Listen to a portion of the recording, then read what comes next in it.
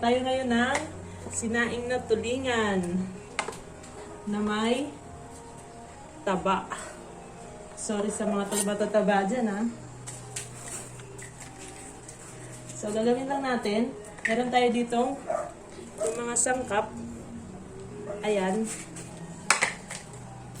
Hinahin natin yung bawang. Durugin natin. Ayan. Durugin natin lahat, guys.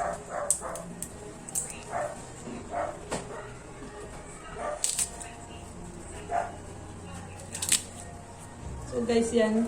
Okay na yung ganyang karami. Depende na lang sa inyo kung gusto nyo dagdagan pa or bawasan. Depende sa panlasa nyo. Sit lang, ha, medyo messy. Yan, tanggalin natin yung balat. Yung bawang.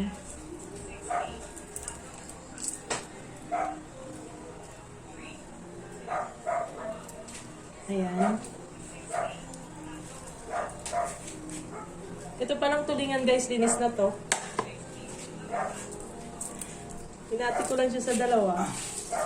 Kasi, pwede naman siya hindi hatiin ng kaso maliit yung lutuan ko.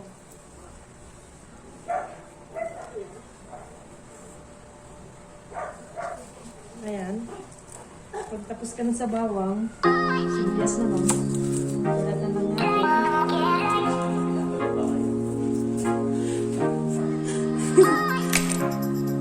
So guys, kahit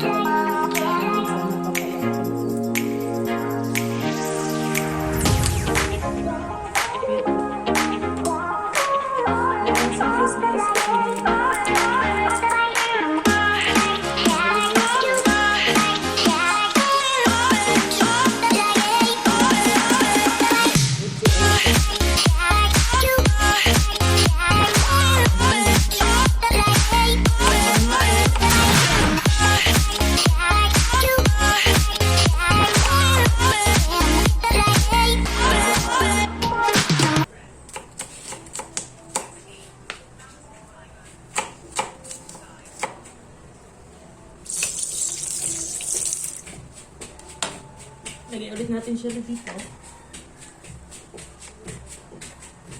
Yan. Ito guys, dried kamias. Binili ko sa palengke.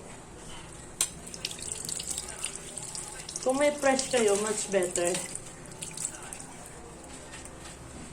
Kasi walang fresh dito. Wala akong fresh na nakita. Kaya yan ang binili ko. Ito yung luya. Lalagyan natin siya ng luya. Balat lang din.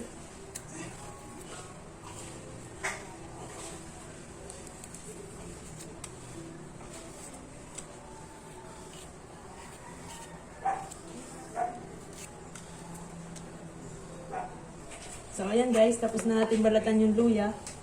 Iwain na natin siya ng pahaba. Pahaba kasi para mas maganda siyang tignan. Ouch, yan.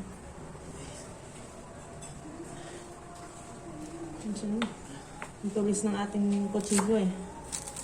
Yan.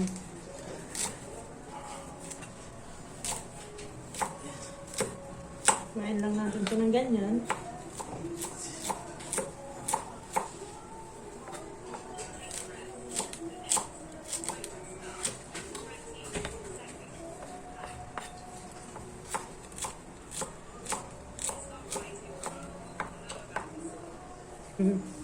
Okay, tapos na yung luya. Tapos, yung sili naman guys, hugasan natin.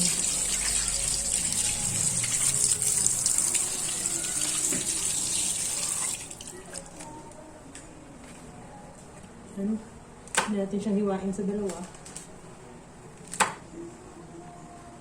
Para mas malasa.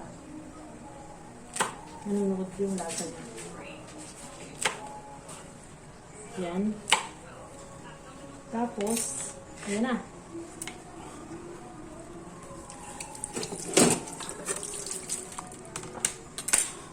So, itong isda pala guys, hinati ko sa dalawa. Tapos, iniwaan natin dyan. At saka, diniinan. Para mas manuot yung lasa niya. Diba? Tapos, lalagyan natin siya ng tapis. Baka naman, silver sword. So, ayan. Prepare na natin siya. Lulutuin natin. Lalagyan na natin siya sa ating lutuan. So, yun guys.